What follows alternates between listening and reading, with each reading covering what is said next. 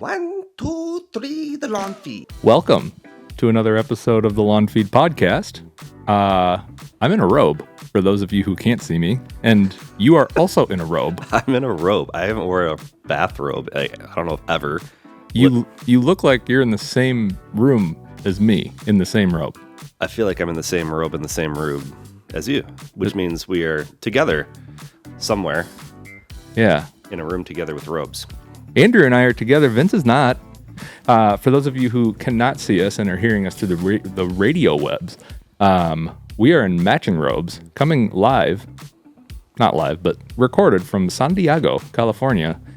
Torrey Pines, La Jolla. La Jolla. Yeah, you know we're in Torrey Pines because it literally says it on the bathrobe. So it's legit. On the robe. And we figured when you're in California, in San Diego, we have so many different places we can record this podcast. We could be on the ocean, which is like, I don't know, 2 football fields away from us. We could be poolside. Yeah. Or we could just be in the hotel room in robes. Yeah, so we went with that because naturally that's what everybody wants to see is us in bathrobes. So we weren't going to, keep that from you guys. Yeah, it's good content. I think it's, logistically, the reason why we're in here is because we needed a power outlet. And it was very hard to find outside. And it was hot out. It was kind of hot. The sun is beaten down and not a whole lot of shade. And the people kind of came out of the woodwork. There's a lot more people out and about than there was earlier. So all the spots that we had were like taken up. So you might be wondering why Andrew and I are in the same hotel room, nonetheless, in San Diego, founded by the Germans, in La Jolla, California, together. And the answer to that is we are on a trip that we can't even talk about, which is kind of fun because it's like we're off the grid, which is, I don't know, it's kind of cool. Mm-hmm. But we can talk about a lot of different other things that we have done here that we can talk about. Yeah. Like absolutely. How we found, and we just walked onto the golf course today, and they're in the middle of a whole bunch of aerification, and they're doing a whole bunch of projects, and they've got a whole bunch of different things going on at a PGA course. And we had quite the experience this morning, which we'll get into. Mm-hmm. And then we can also just kind of just bullshit and talk about stuff. But before we get into that, we should probably thank our friends. Yeah, we have friends. I know we sit in bathrobes. Believe it or not, we have friends. Our friends at Twin City Seed, huge supporters of us. And they are a great company making awesome blends of grass seed. Check them out at twincityseed.com, twincityseed.ca, and get all your grass seed needs taken care of by them. Use code LAWNFEED10 for 10% off, and make sure you use the free shipping code on their banner as well, or any other sales that they have going on in their banner. But yeah. Ooh. Boom. Speaking of seed, we were out on the golf course today, not golfing, because I have a severed rib, a cartilage from sternum to rib cage, as everyone knows. Yeah. I'm Kirk's cousin. Sorry if everybody has to hear that over and over and over, but hey, it's kind of like being vegan. If you are in a room with somebody who's vegan, they're going to tell you about it. If you're in a room with someone that has a rib injury, they're going to let you know about it. Oh, you do CrossFit, huh? Yeah. Cool. CrossFit, vegan. Know. Oh, yeah, the whole deal. Yeah. Just the whole deal. Same concept. Same deal. Yeah. But we were out on the golf course for an event that we're not allowed to talk about. You will find out in due time, which is fun, but off the grid.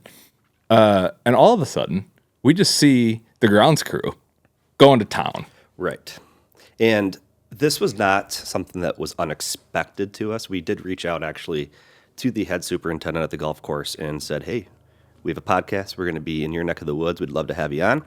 And he was like, brah, we're sanding the greens on the south course. And there goes the Army again. Yeah. No, the Navy. The naval base is right the here. Naval base. Fighter jets, helicopters. So that's probably what you're hearing right now. Thing is cool. So regardless, they're swamped on both of their courses here. They have a north course and a south course. The south course is the PGA course at the Farmers Insurance and PGA Championships or whatever that they've had. They've had a major here in the last handful of years. So he was like, I'm not going to find the time. But we might be able to get him on for a later virtual podcast like we do a lot of times. But we were fortunate enough to be out this morning, and all of a sudden we saw this grounds crew person bringing over a green puncher, and we're like, let's go out there. So the signs said, don't go out there. Yeah, there and were we signs were like, that said, don't. We're going to go out there. We figured we'd not ask for permission and, just just do it. And Chris went out and talked Spanish to the Spanish-speaking fella out there. I don't speak Spanish, but I did. You made it sound like, hey, is it cool? And we got a thumbs up. And so we did that. And we ended up talking to some other people later from the grounds crew that were a little higher up, kind of overseeing some stuff too. So what do we see exactly out there? We saw them punching the greens. They're doing the aerification process. And so I can't remember if you said this or not, but the south course and the north course are two different grass types. And the south course is dying. It's going dormant because it's winter. Or going just going dormant. Yeah. So they're in the process of basically refurbishing this whole entire thing for the winter process. And our friend TJ at the dead lawn.dad. It's exhausting. Right. Just get a better name, bro. I know. Get rid of the dots, dude. And so he's the Bermuda guy, and he's taught us a lot about this whole like winter rye like process in previous episodes. So they're basically doing that where they just overseed dormant Bermuda with ryegrass, perennial ryegrass. And it's green all year and all that fun stuff. But they were punching, they were verticutting, they were top dressing, the whole 9 yards. And they come out with the Pro Core. You've probably seen those that go viral on some sort of channel, the turf top, whatever it is.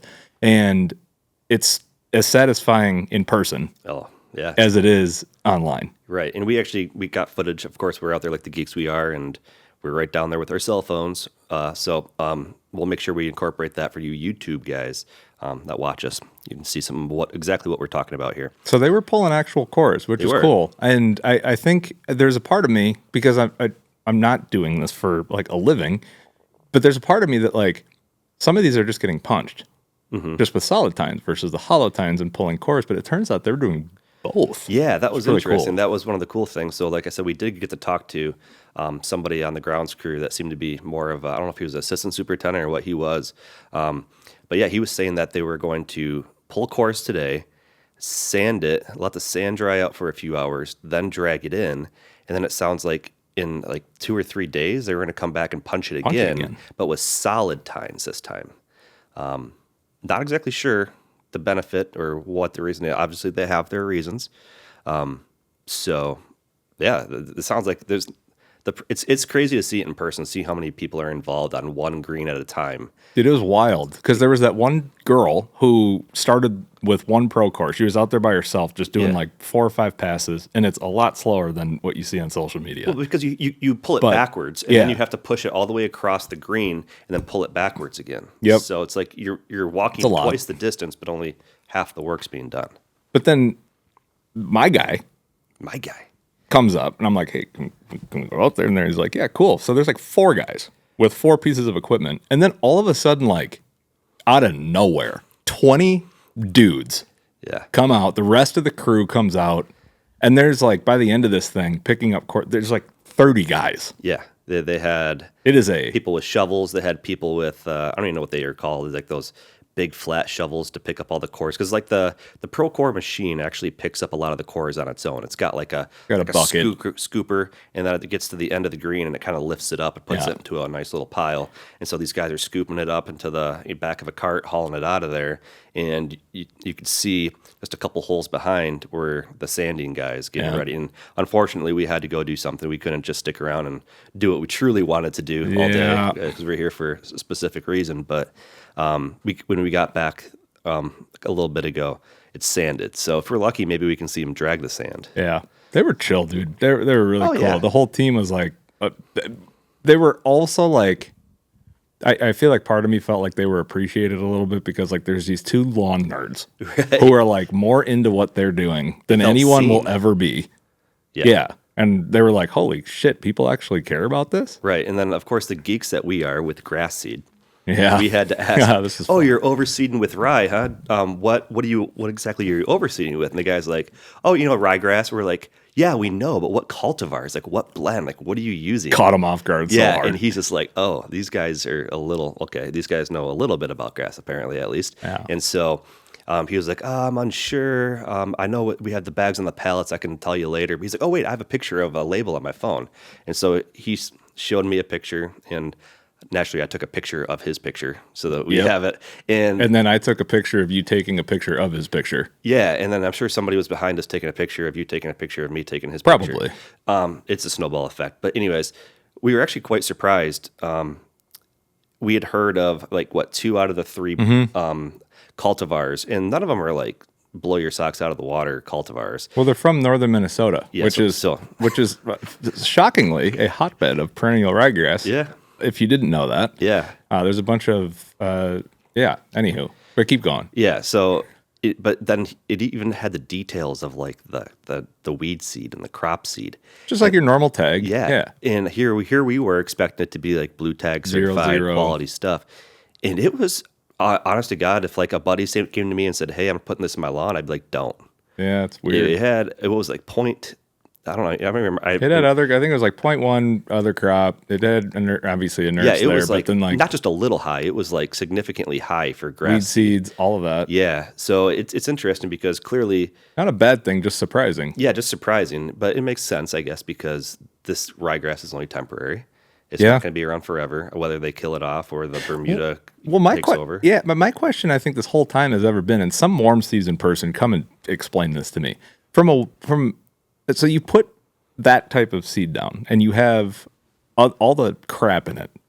Like, let's say and it's not crap. This actually is not like as bad as we've ever seen. Like, we've seen some No. bad tags, but like you have other crop and you have weed seeds. Those don't just go away, right? Or are they actually, because this is a PGA environment, and this is the answer we don't know, do they actually come and like kill it off and then like start, but then what happens with the Bermuda? So just like the lesser two evils is probably the weed seeds. That's probably really easy to treat. Sure. They selectively, treat that. But it's the other crop for me, like, because you can get stuff like Triv and Poa Annua and Which they have on, which they have, but the Triv not so much. Navy's back. Yep. Doing the laps. Yep, another flyby. Thank you for your service. Yeah, so I'm not exactly sure if they get stuff like that, if that's the process of the Bermuda taking back over, or if they do a kill-off process. This is why we got to get... Oh, wow, that's a fighter jet. Got a couple F-16s flying up there. This has been a cool thing because it's like, here we are hanging out on low-cut turf, doing stuff that we're here to do, and 50 yards away are people plugging the greens and doing all this, and meanwhile the Navy's flying over with fighter jets. And these badass helicopters / planes, whatever those things, it's like hybrids. And I'm like, this is like a boy's dream. At least feeling like the Super Bowl. Yeah, like my son would be in heaven. He could just lay back and just look up in the sky, and every 15 minutes there's a plane going overhead. Right. And then the view of the ocean and stuff's cool. But anyways, we were talking about, I'm not sure how those other crop seeds get handled, which is why we need to possibly get somebody on the podcast. Like we'll reach back out and circle back and see if we can get the superintendent of Torrey Pines on, but we'll no promises. He's a busy fella, but I don't know, something we got to learn, be curious to learn. That's why it's like talking pro turf management. Oh, it's totally different. It's totally different. It's above us, and obviously this is warm season stuff. That's that's not our forte, anyways. But I think it's a really cool opportunity for us to geek out. Oh yeah, when we talk to people like that. So getting superintendents on the podcast, getting heads ground crew guy of baseball fields, NFL fields, all that stuff.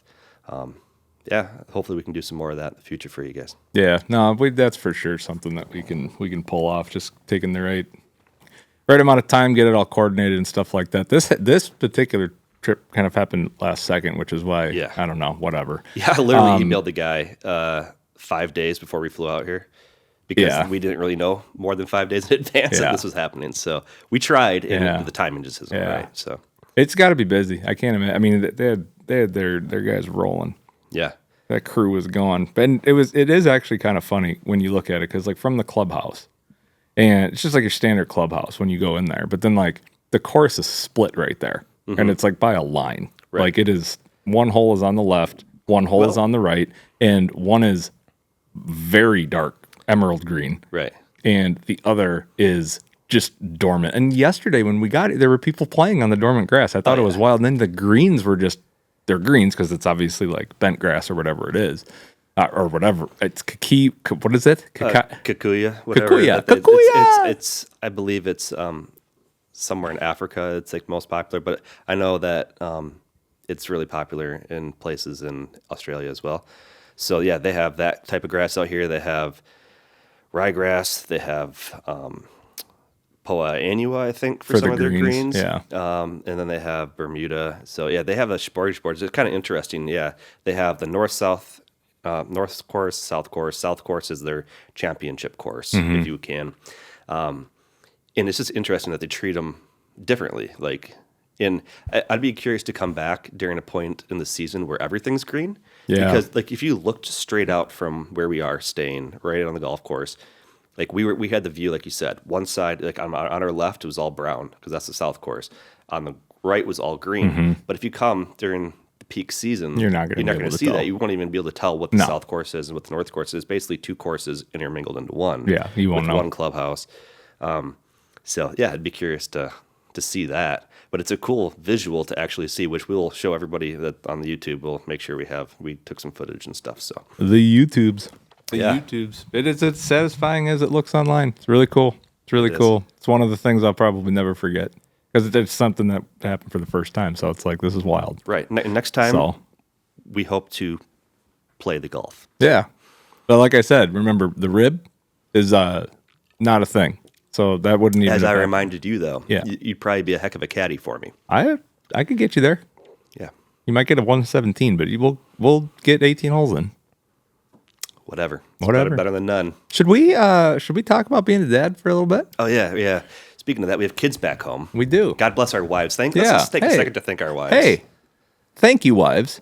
Not Vince, but thank you to our wives for allowing us to do these things. Yes. And talk grass every other week to you guys and dealing with all of the stuff back home. So, yeah. But let's hit this off. A lawn feed tradition where we tap into who we are at heart. Dads! This is Dad's Wins and Losses, where we tap into our inner dad bod father figures and highlight some of the recent wins we've experienced as parents, and of course, vent about the embarrassing losses we take each and every day as dads. I love you, Daddy. Aw. Well, we were just chatting before. It sounds like you got a couple W's and L's. Yeah, just one of each. But I just got off the phone with the kids too, and good to see them. The time change is very strange because I'm on the Eastern time zone. You're Central, so you're you got it worse. 1 hour less. But it was like 2 p.m. and I called them, and they're eating dinner at home. Wild. And going to bed in an hour and a half, 2 hours at 7:30, whatever it is. And so that's been interesting trying to figure out. Okay, I'm going to call the kids, and I'm like, oh wait, like they've already been home for 3 hours from school. Right. It's strange. Time zones are a thing. West Coast life. But anyways, my loss, I guess, it's kind of a loss that has turned into a win. So my daughter's in first grade, and she takes after her mother. She's chatty. She likes to talk all the time. She's loud. You just got done thanking your wife, so be careful here. These are all things she's fully aware of. She's not listening. And if her mom Let's be listens to honest. the podcast, she's like, oh, yeah, heck yeah, she's loud as shit. So, no, I love you, but our daughter got a lot of your traits in this aspect. But anyways, so first grade, she's in school, and she's kind of gotten talked to a couple times about talking when she's not supposed to. There's Kids times, do that? Yeah, right? Crazy. And so she's had to, the punishment for that is if I don't remember how they do the system, but like she's had to stay in from recess for like 3 or 5 minutes for like the first 3 to 5. Oh my gosh, that's the end of the world for these kids. You get, I don't know, 20, 30 minutes out there on the playground and the monkey bars, and you just want to be out there with your friends, and trying to be seen by the boys and how good you are at the monkey bars. That starts already? Showing off to the I'm dudes? sure it does. I don't want to hear about it. That's but- first grade. So that's kind of my loss, but I'm going to kind of spin that into a win. That's going to be separate from my other win. But she has gone like a couple of weeks now without having one of these instances. And I think I was telling you that my wife told her, like, look, if you go 2 days without getting one of these, you can get a slushie. And so I picked her up from school the other day, and she goes, hey, Dad, I didn't get another, I forgot what they call it, and I didn't get in trouble today. And I'm like, that's awesome. Didn't get put in the cage. And she goes, can we go get a slushie? And I was like, oh, no, because we had somewhere to go. I had to go pick up brother and all this. And I was like, not today. And she goes, oh, well, Mom told me if I do 2 days, I can get a slushie, and it's been 4. And I'm like, you take that up with your mom. Oh, yeah. Because that's your deal. Throwing her right under the bus. And she picks you up from school 95% of the days because I don't have that flexibility in my schedule. So that's a loss that kind of flipped into a win. She's doing better. She's learning. I guess we just had to get her a slushie so that this positive reinforcement thing actually works. Yeah. Gotta keep it going. But isn't that like hard sometimes though as parents? Oh yeah. Like to actually remember what you committed to? Yeah. And both positively and negatively? Yeah. And you know what's one thing that I've changed that I feel like is kind of working in my parenting is like the gentle parenting and how everyone's like, hey. Sure. And I told my kids, I sat down with my kids and I said, look, Daddy's going to ask you nicely twice to do things. If I ask you 2 times to do something, hammer's coming out, and I have to ask you the 3rd time, I said, Daddy's not going to be nice about it. But I'm telling you right now that I'm going to give you 2 opportunities to listen and to do what I'm asking you to do, and I'm going to ask you nicely. And it's not going to be an outrageous thing that I'm asking you to do, right? Sure. And so just what they're supposed to. And a lot of times I'll, after the first time they don't listen, I'll say second time, hey, can you go do this? This is your 2nd warning. Remember, after 2, Daddy, I'm not going to be so nice about it. Hammer. Yeah. And that's kind of been working. So that's kind of cool. So that's good. But I also feel like their ages, like they're a little bit older, like 6 and 4. I feel like they kind of understand these things a little bit. Sure. And I'm not saying it works 100% of the time, but I feel like as far as me being a parent, like because sometimes I just get a little hot-headed and I'm just like, go, and I just like don't think. You? I just react. Yeah. Parents? No Yeah, way. Yeah, right. And so this is kind of my way of keeping myself in check. Yeah. While giving them an opportunity to succeed. That's too. good. But my win, let's just get that done. So it's Halloween time. Boom. We've already we go do like 3 or 4 Halloween things a year, like trick or treating, camping, stuff like that. And so I surprised my daughter by being Travis Kelce to her Taylor Swift costume, and she had no idea that I was doing that. She kept, hinting, "Dad, you should be Travis Kelce." I'm like, there's not enough time to get what I need for that costume. I'm just gonna be a Ghostbuster again like last year. And she's like, oh, okay. And so our first time we busted out the costumes was a camping trip a couple of weeks ago, and I walk out of the camper with a Kelsey long sleeve shirt, jersey on. I had a New Heights podcast hat. I had a pack of garage beer that I'd filled with towels to use as a prop. I had a number 13 necklace because that's Taylor's favorite number.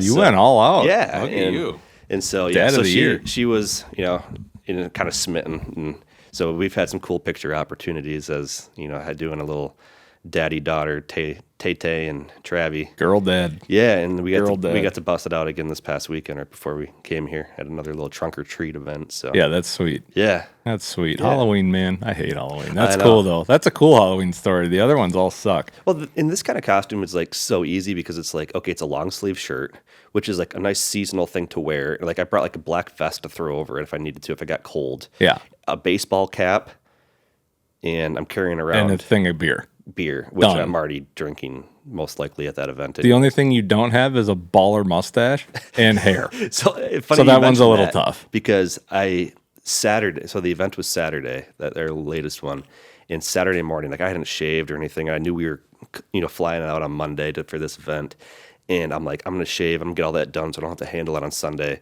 And so I just did my whole shaved my head, shaved my mustache, my beard. And of course, the party comes around, and my wife goes, "You should have kept the mustache." Gotta keep the stash. And I was like, I wasn't thinking. Like, I'm just trying to be proactive for this, trip we're taking. And but yeah, looking back, it's whatever. Yeah. But yeah, I could also have his money too. That'd be great. That would be kind of nice. If you want to commit to the. If you really wanted to commit to the bit, we gotta find you some more money. That's right. There's no doubt about that. Just wear weird outfits because he's got quite the repertoire of outfits that he wears. Dude, I don't know. I love how his brother makes fun of him on the podcast about it too. Have you seen those clips? I have. Yeah, I love their podcast. The New Heights podcast it's if you like sports, or it's not even about sports. That it's just two brothers banter. talking about shit.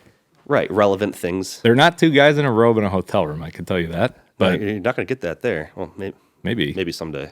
Maybe. Yeah, I don't know. I'm not going to write that off, but yeah. Robes, man. This is 100% coming home with me. It's kind of itchy, though. It's a little rough. Whatever. I'm not going to lie. It's like low 70s here, and then the sun's been beating on us all day. We've been outside most of the day, and I'm hot. I'm tired. This robe is, I'm sweating in this thing. It's a little warm. It's a little warm. A little warm. But you know what? We did it for you guys. This is for you guys. Don't know why or how, but we just thought we'd do something different. Yeah. Because Vince isn't here, and so we were like, let's have some fun. Vince is supposed to be here, but whatever. He wasn't able to make it. Thanks, Vince. Yeah. Would have ruined that one. No, life gets in the way. We have jobs outside of lawn talk stuff, so... I wish we could talk about more of this event because it actually is really cool. It is cool. And I can't wait to share about it because it's really something that I feel decent about. Yeah, we're coming very- down the pipeline. You very blessed to be a part of it, for sure. In due time, you guys will hear about it. Early 2025, Navy's back. This is gonna be a loud one. I can tell. This might be 3 or 4 of them. Nah, it's just one. I don't know. That sounds like 3 or 4. Yeah, this was happening in the middle of the night last night when I was sleeping. Yeah, 2, 3 in the morning. Yeah. There's a naval base. So for those unfamiliar with San Diego, there's a naval base. This is the hub of naval people, Navy people, naval people. That's not the right. I don't know. People in the Navy. The hub of navel. The It's like the belly button of your tummy. that Yeah. anyone that we've talked to so far, there's a 50-50 shot, Active or retired. active or retired Navy. Yeah. or Air Force or something. Right. I was it's even on the airplane here, and a guy was coming home, and he was wild. talking stuff with me, and I asked him, we just got to talking, and he was like, yeah, I'm in the Navy, or I was in the Navy. I was like, In oh, you're the retired. And I'm Navy. like, are you from the area? He goes, no, I got stationed here. And he goes, I didn't want to be stationed here, but then I got... How do you not want to be stationed here? Well, I You don't- tell you're going to San Diego? Well, he said he was from the Atlanta area or something like that, and so he didn't want to. It wasn't his first choice, but he was like, obviously, I fell in love with the weather, the area. What was his first choice? Cleveland? I don't know the naval area like you do. Okay, I don't know the fuzzy naval like you do. But regardless, we've had Uber drivers, we've had people, everybody seems like they're retired, and if they weren't from here, they fell in love with the area. I think the weather. I mean, you look at the weather that we're having this week, and it is a low of 63 and a high of 73. Do you want to know what the easiest job on the freaking planet is? A weather person in San Diego. Yes. What's the 7-day forecast? Between this Nice. temperature, we might have a chance of rain on Tuesday. Back to you. You're right. Let's turn it over to Ron for sports. How'd the Padres do? Yeah. God dang. Yeah, it was kind of, I was kind of hoping that it would have worked out. Well, it wouldn't have worked out anyways, because the Tigers are making a heck of a run with their young team in the playoffs. And there was a chance that they would be Dodgers? playing, the Padres. Oh. This is how much I focus on baseball. Yeah, so- Padres made the playoffs? I believe it was the Padres. It was San Diego, yeah. We'll just run with it. Yeah. Well, and I was like, oh my gosh, if they make it to the World Series, it's going to be that same week.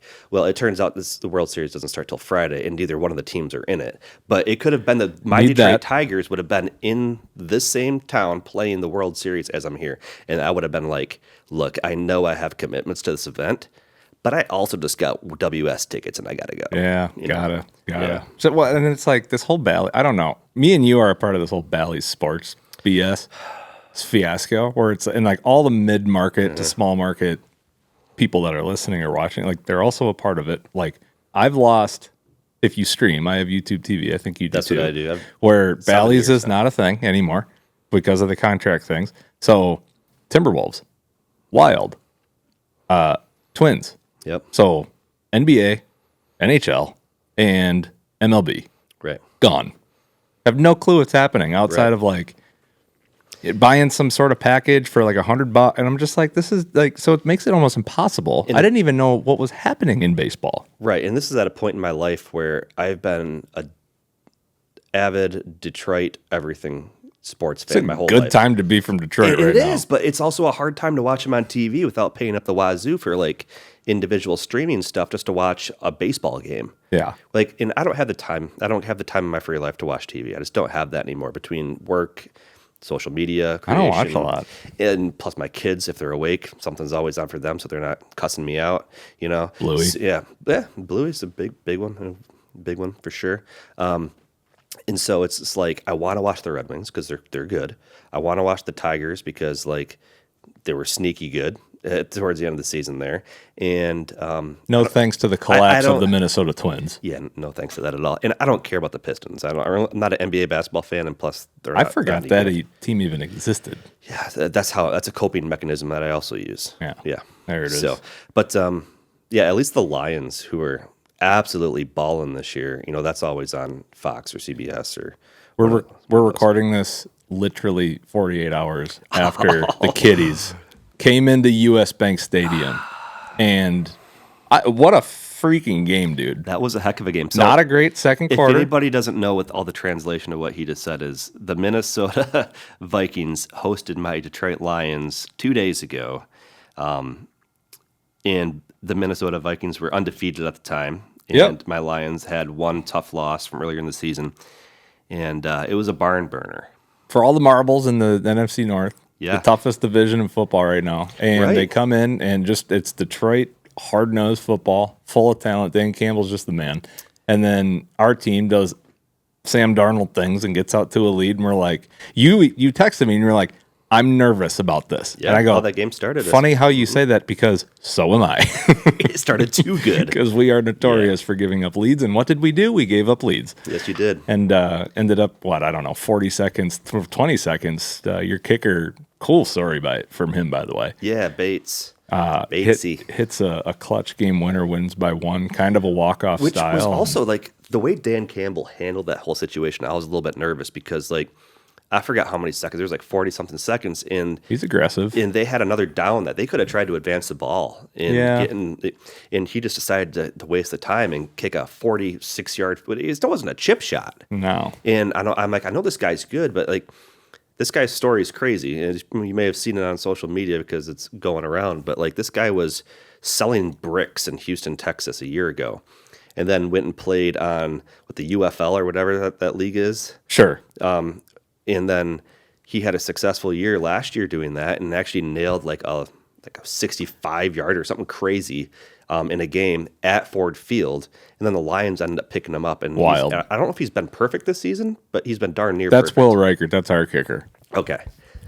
Sorry. Who didn't even get a look at the game winner. Right. That's cool. Whatever. Yeah, I'm not a bitter. Cool story. And he was super appreciative, like, after the game, talking about, like, I never thought I'd play football again. I'm so appreciative of the opportunity.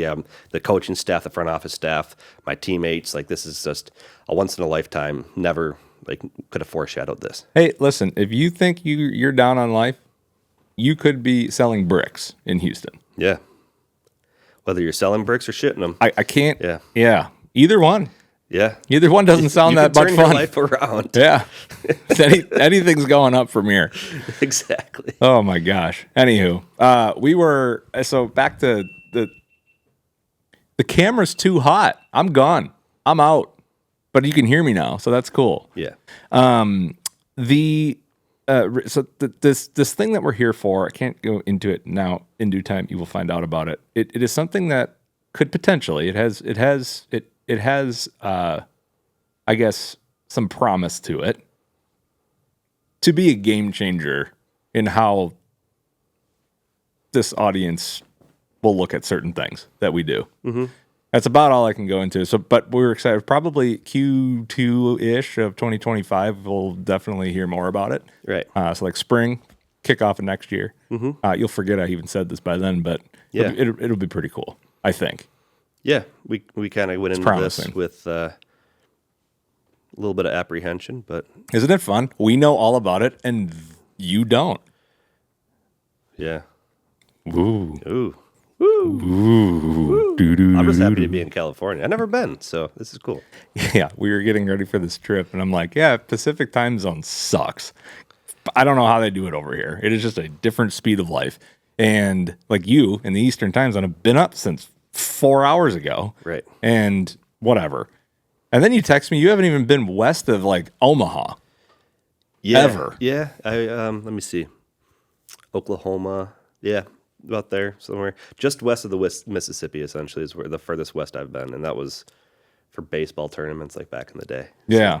Wild. But yeah, this is my first time out in California. And like I said earlier, the time change is an adjustment to make, to say the least. But I mean, we're only here for a couple of days, so it's not a huge thing. It's not like we'll push down. We'll be all right. We'll be all right. I put myself on video. I'm just going to do selfie style for the close of the show. So, wow. hi, I'm back. But yeah, anywho, we decided to hop on here we said, let's bring our equipment. We have no idea what's going to happen. Mm-hmm. And like most live shows that we've done, so 2 for 2, we're winging it. But you know what? I hope you guys enjoy the winging it. I know there's limited grass stuff in here, but at the same time, the season's winding down. We're hoping to bring on some cool guests over the off season, whether it's, like we said, superintendents, people like that. That would be really interesting conversations, or just like other creators that have had success doing things, because we enjoy talking to them and learning how to do a better podcast and how to be better creators and better parents and family people and how to juggle it all. And a lot of you guys probably follow these people too. So, yeah. Super fun. Yeah, we just like chatting, sometimes just shooting the shit and having some fun. So. Yeah. Well, I'm going to get out of this robe. Good thing I have clothes on underneath. I'm sweating. It's warm. Perspiring. It's warm. But on behalf of the lawn feed and everyone, and Vince, because he's not here, long distance. Miss you, Vince. Thanks for joining us on another episode of the Lawn Feed Podcast, and good luck on this week's venture of parenthood, as always. And we'll catch you on the next one. Yeah, we'll see you guys. Bye-bye.